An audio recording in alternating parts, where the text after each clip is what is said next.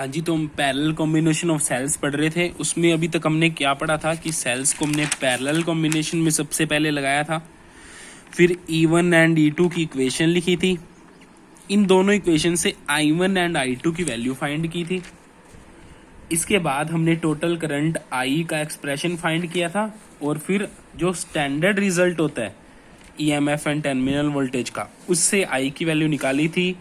दोनों इक्वेशंस को कंपेयर किया था और हमारे पास E equivalent divide by R equivalent का एक्सप्रेशन आया था और 1/R इक्विवेलेंट का एक्सप्रेशन आया था। फिर इसके बाद हमने केस डिस्कस किया था कि अगर cell n number of cells connected है तो ये एक्सप्रेशन क्या होगा।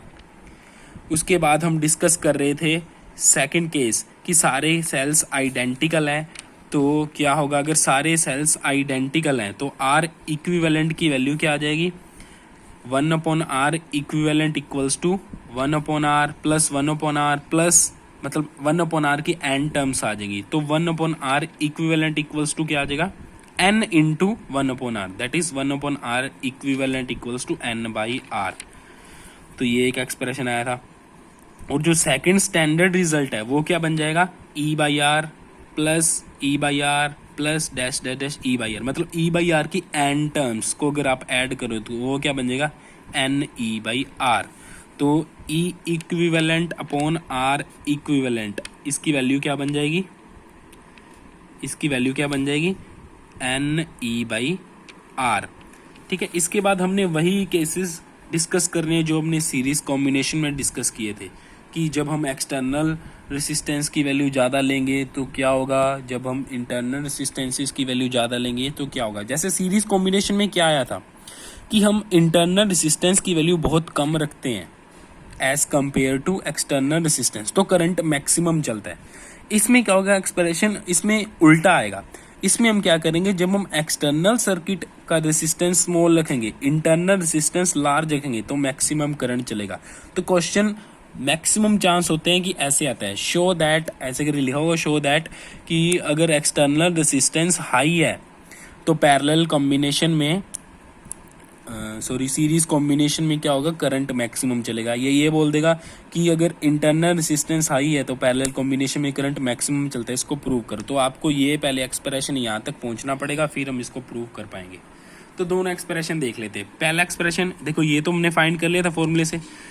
अब ये देखो, पहले मैं ये कंसीडर कर रहा हूँ कि जो इंटरनल रेसिस्टेंस है R equivalent is much much greater then external resistance capital R। तो क्या होगा इस केस में, तो क्या होगा, देखो I का एक्सप्रेशन क्या होता है, पहले वो निकालो। I क्या होता है, वोल्टेज अपॉन रेसिस्टेंस। वोल्टेज है E इक्विवेलेंट, टोटल EMF यही तो है, डिवाइड बाय टोटल रेसिस्टेंस क्या होगा, टोटल रेसिस्टेंस होगा इंटरनल रेसिस्टेंस प्लस जो बाहर रेसिस्टेंस लगा रखा है वो, तो वो लिख दिया। अब R equivalent is much much greater than R है, तो इसका मतलब R equivalent plus capital R approximately equals to R equivalent ही आ जाएगा। और ये किसका फॉर्मूला है, ये अभी हमने फाइंड कर रखा है, E equivalent upon R equivalent which is equals to NE/R। तो यहाँ पे क्या गया, NBE/R, यहाँ पे N आ रहा है ना मल्टीप्लाई में। इसका मतलब अगर इंटरनल रेसिस्टेंस की वैल्यू ज़्यादा है तो सारे के सारे सेल, सारे N सेल करंट में कंट्रीब्यूट करते हैं, तो करंट मैक्सिमम चलता है इस केस में। अब सेकंड वाले को डिस्कस कर लो, इसलिए मैंने लिखा हुआ I equals to N into current due to one cell, मतलब वन सेल के कारण जो करंट चलेगा उसको N से मल्टीप्लाई कर दिया, मतलब सारे सेल कंट्रीब्यूट कर रहे हैं। सेकंड केस में हमने क्या कंसीडर किया है कि अगर इंटरनल रेसिस्टेंस की वैल्यू स्मॉल है और बाहर वाला जो रेसिस्टेंस है एक्सटर्नल रेसिस्टेंस उसकी वैल्यू बहुत लार्ज है, तो उस केस में क्या होगा, R equivalent plus capital R approximately equals to capital R। तो ये बन जाएगा I equals to E equivalent upon capital R। इसमें N आ रहा है, N की टर्म नहीं आ रही, तो इसका मतलब अगर बाहर का रेसिस्टेंस हमने बहुत लार्ज रख रखा है, तो चाहे एक सेल लगा लो, 2 सेल लगा लो, 100 सेल लगा लो, 1000 सेल लगा लो, पैरेलल कॉम्बिनेशन में कोई फायदा नहीं होने वाला, क्योंकि वो एक सेल के कारण चलने वाले करंट के इक्वल ही होगा। अगर एक्सटर्नल रेसिस्टेंस ज़्यादा रख रखा है हमने, इंटरनल रेसिस्टेंस स्मॉल रख रखा है, ये बिल्कुल उल्टा रिजल्ट है सीरीज कॉम्बिनेशन में। सीरीज कॉम्बिनेशन में क्या था, इंटरनल रेसिस्टेंस इज स्मॉल रखो, करंट मैक्सिमम आएगा, सारे सेल्स कंट्रीब्यूट करेंगे।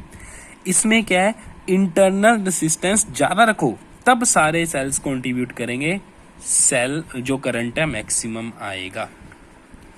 ठीक है, तो ये वाला जो टर्म है ये अब नोट्स में ऐड कर लो, लिखी नहीं हुई थी, मिस थी, और उसके लिए सॉरी चाहता हूँ कि मैंने पहले ध्यान नहीं दिया, अब सही कर लेना।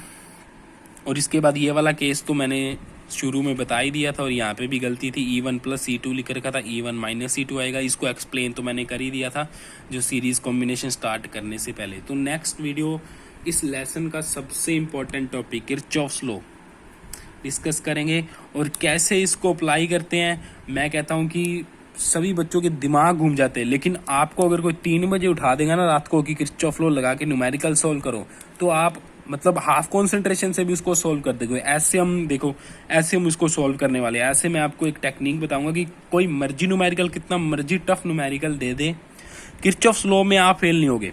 आपके 3 नंबर पक्के हैं, सबसे पहले कर दोगे और आप स्टार हो। Okay, have a nice day. Kirchhoff's law पढ़ेंगे, लेकिन उससे पहले जो ये सेल्स वाले हैं इस पे न्यूमेरिकल करेंगे, फिर किरचॉफ्स लॉ पढ़ेंगे, फिर इस पे न्यूमेरिकल करेंगे, और उसके बाद में Wheatstone bridge, potentiometer, meter bridge. तो 5-6 दिन मतलब 1 वीक लगेगा इस चैप्टर को। और ना थोड़ा सा रेगुलर लो, क्योंकि जो ऑनलाइन क्लासेस लगा रहे हैं ना उनका 4th चैप्टर होने वाला है, और अभी हमारा 3rd चैप्टर नहीं हुआ है। तो be regular. Okay, have a nice day.